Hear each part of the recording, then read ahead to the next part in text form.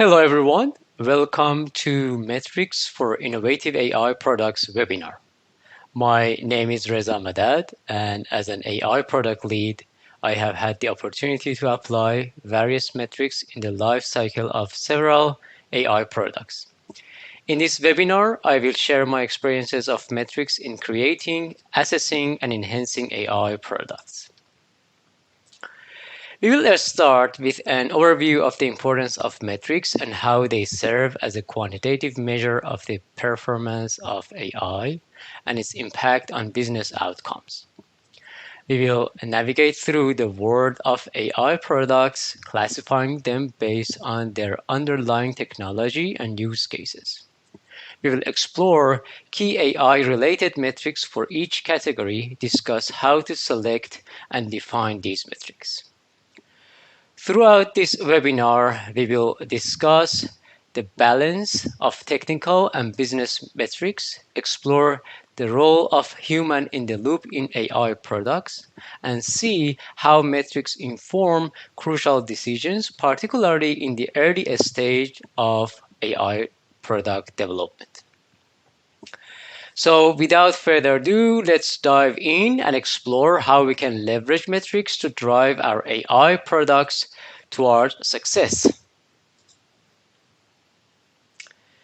Why metrics are important? So metrics allow us to objectively measure the performance of AI models, letting us know whether they are functioning as intended and helping us identify areas for improvement. The metrics connect the AI model's performance to business objectives. They help us understand how improvements in the model's accuracy or speed can lead to enhanced customer satisfaction or increased revenue. Based on the metrics, we, as product leads, decide to launch or sometimes sunset the product.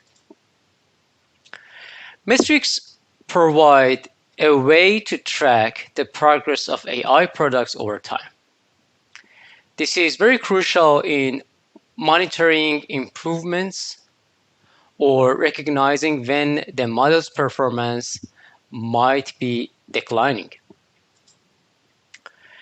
The metrics provide a standard way to compare different models or algorithms, helping us decide which one of these models is best suited for a particular application or tasks. So as a product manager, we are working with science team, engineering team, and there would be always priority tasks in terms of which model, which algorithm that we need to pick. So metrics would be really, really helpful for us in those cases. Now, we learn about the importance of metrics, but we do have a lot of different way of categorizing AI products.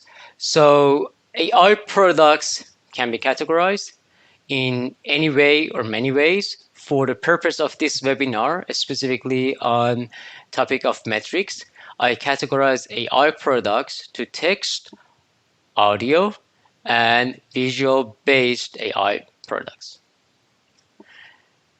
The approach of this categorization of text, audio, and visual is also helpful when you are focusing on the type of data that the AI model usually needs to be trained or deal with.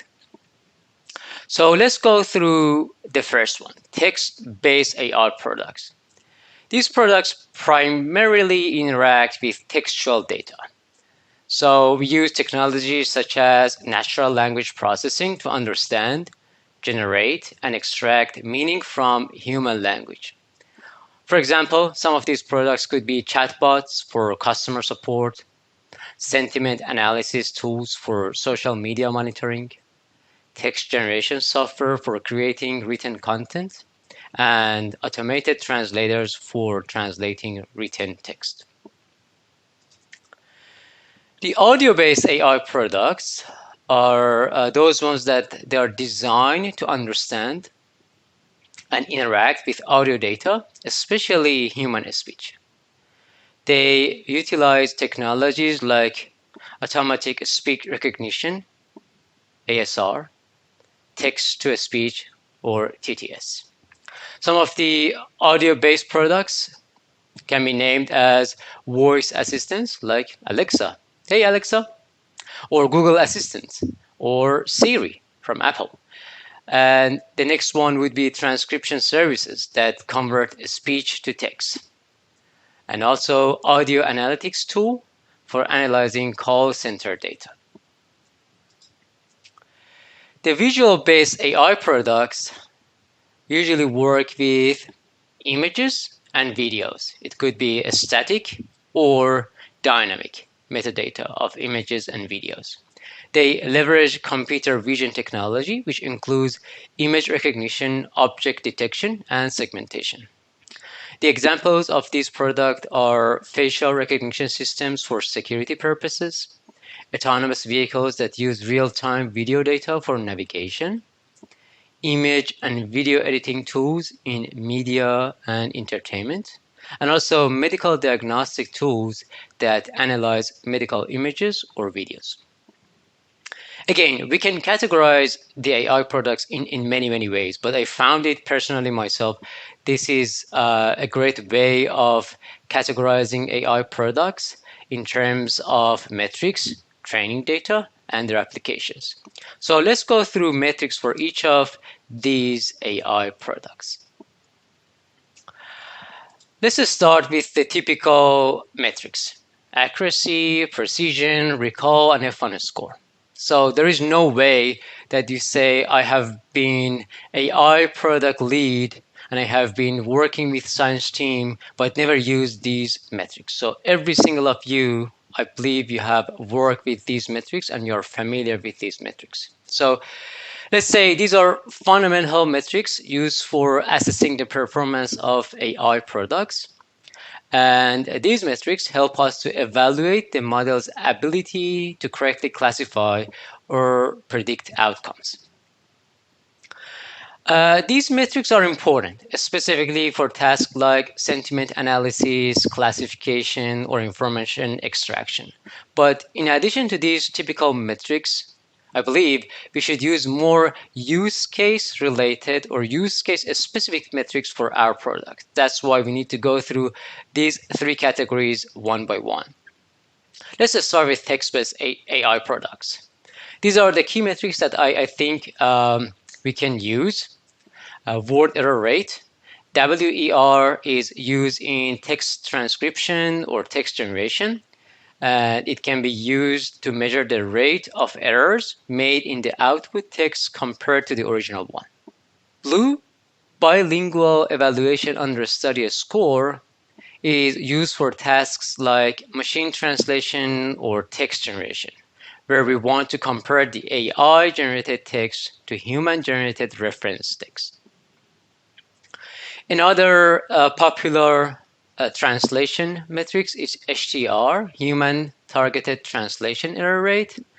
This metric is as a proxy of human translators' efforts to post-edit the machine translation. Another metric would be ROACE, Recall-Oriented Understudy for Distinct Evaluation. An evaluation metric for text summarization and machine translation. Also, we have Meteor, the metric for evaluation of translation with explicit ordering. This metric is for evaluating machine translation that considers precision and recall. One of my favorite on machine translation would be BERT score. This is focused on the similarity between reference and generated text by using contextual embeddings, which is used for generative AI models that try to create meaningful and similar text to corpus data. And the last one on this list would be prosodic alignment. PA is the accuracy of placement of phrase boundaries considering the prosodic structure of the original input. Now let's move to audio-based key metrics. We have also word error rate for audio-based product. We would use it for voice recognition systems that measure the rate of errors made in transcribing a speech to text. We have speaker identification and labeling error. that measures the system's ability to correctly verify the speaker's identity. Mashra is a methodology for conducting a test to evaluate the perceived quality of the machine-generated audio or voice. Mean Opinion Score or MOS. This metric is used for any system generating or modifying audio, which is subjective quality metric often used in telecommunication to assess audio quality. Word timing error. This is important. This metric measures the deviation of the predicted start and end times for words or phonemes in ASR system from original audio file. And the last one for audio-based products would be verbosity and a speaking rate. Verbosity measures the difference of duration of the synthetic audio and the original audio, which I would say is very useful metric in auto dubbing while containing appropriate speaking rate. How about key metrics for visual-based products? We have active speaker detection that measures the accuracy of detecting speakers on the scene for image or video manipulation. Intersection over union, IOU, used for object detection task, which measures the overlap between the predicted and ground truth bounding box. Mean average precision, or MAP. This is also used in object detection and segmentation. This metric provides a combined measure of the model's precision and recall across different thresholds. A structural similarity index, SSIM, is a perception-based model that is often used in a task such as image quality, compression, and restoration assessments. And the last but not the least one here would be peak signal-to-noise ratio, or PSNR. This metric is widely used for measuring the quality of reconstruction in image compression. Okay, now we got several metrics for our AI product, but what is the process of metrics selection? Before we can select the right metrics, it is crucial to understand the specific business problem and objectives that the AI product is supposed to address. Different AI products serve different purposes, as we know. So their relevant metrics can be very different. The metrics must be closely tied to the specific task the AI model is performing. For example, precision and recall are widely used in classification tasks, while mean absolute error might be more appropriate for a regression task. We should also ensure that the chosen metrics align with a stakeholder's expectation. For example, in a customer-facing AI product, the user experience metrics like speed and accuracy might be considered as the key. In many cases, improving one metric can lead to a decline in another, like precision versus recall. Understanding these trade-offs is critical in choosing which metrics to prioritize. But how about the existing metrics don't fit very well with our innovative AI products? I believe most of you have been in that situation that you are working on innovative, disruptive product, especially in AI machine learning field, and you realize that there is no such a great metric that fit with your product. So for this type of AI product, in most cases, you should define new metrics rather than selecting from existing metrics that are not really fit with your products. I believe we as product managers should be creative in defining the right metrics that fit really well with our product and its specific use cases. Let's go through human in the loop in the workflow of some of these AI products. So there are some AI products that are not end-to-end automated and need some human intervention that we call it human in the loop. For these products, you are working with AI generated metadata and have a human in the loop to review and correct in each step of the AI generated metadata in your workflow.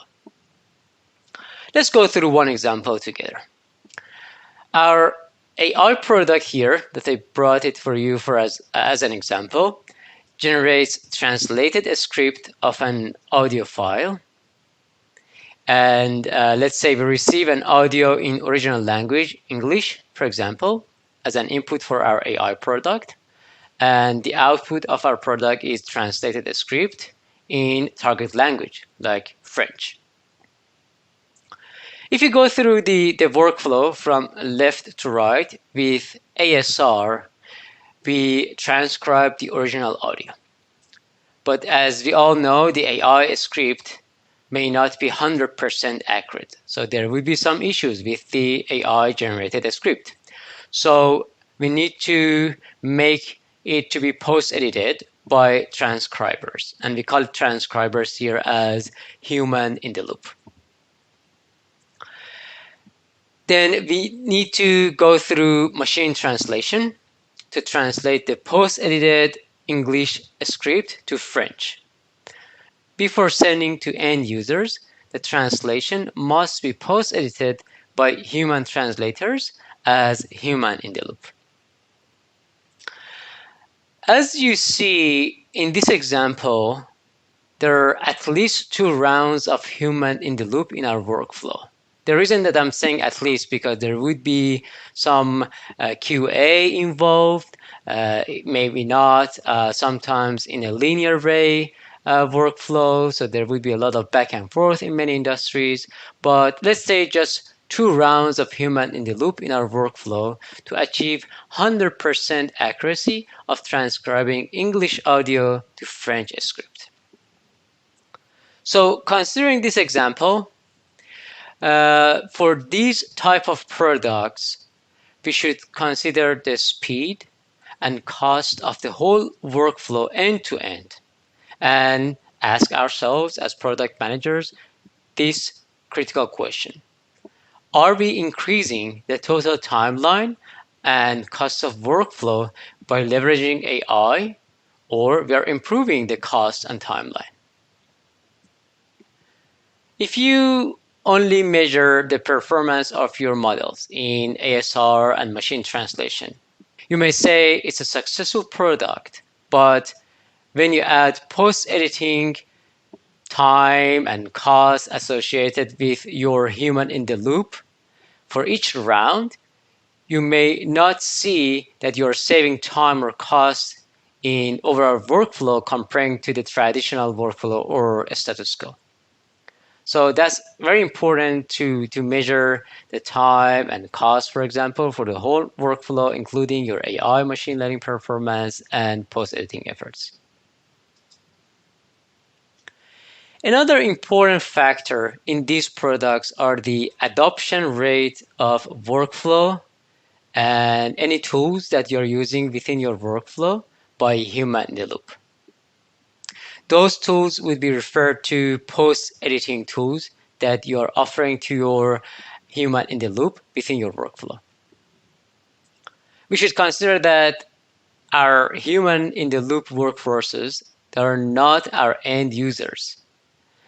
They are working on our AI model outputs. So we should always work closely with them and understand their pain points and preferences in terms of post-editing journey, tooling that they're preferring, the features that they would like to see on their tooling.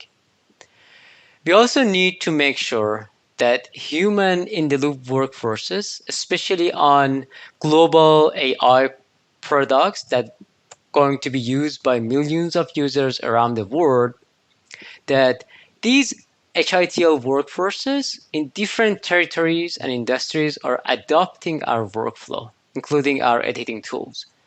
For instance, your product and workflow and tooling would be adopted really well by French translators, but they may not be adopted really well by Spanish or German translators. So each community, each country or territory have its own pain point, journey, preferences, and culture. So that needs to be considered throughout adaptation. Okay, so as a great product manager, which all of you are, we should consider both AI specific and business metrics.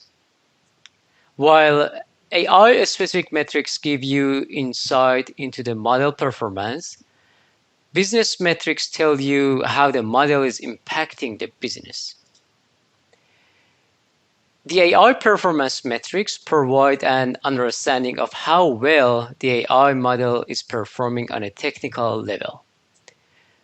Business metrics like user engagement, churn rate, and conversion rate, on the other hand, are key performance indicators or KPIs that show how well the product is meeting business objectives.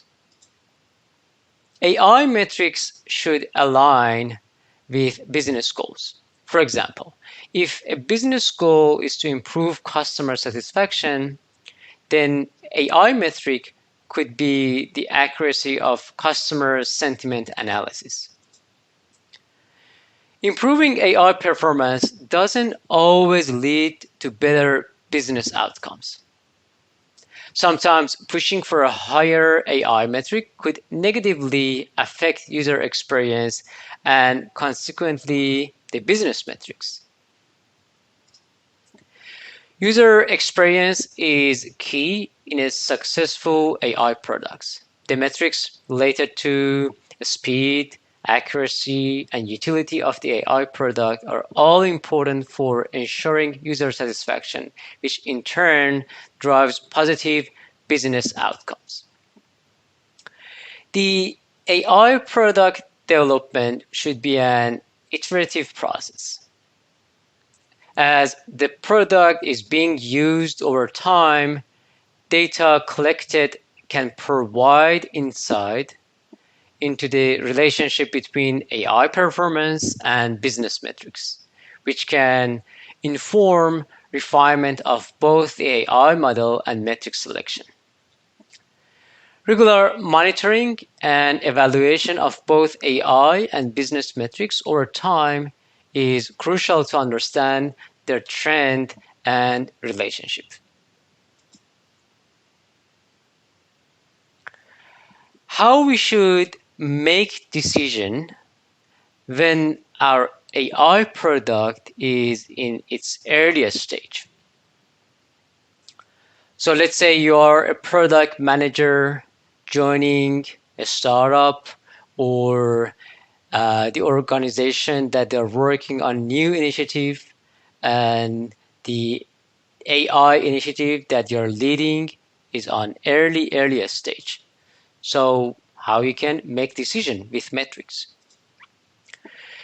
The first step is selecting appropriate metrics that align with our business objectives and product goals. At the start of an AI product's life cycle, it is important to establish baseline metrics. These baselines provide a reference point to measure progress and improvements over time. I should say not all metrics are created equal. Some will be more important than others, depending on the specific goals of your product. So you should prioritize your metrics and decide which ones are the key drivers for your decisions. We should use the metrics to drive the iterative development process.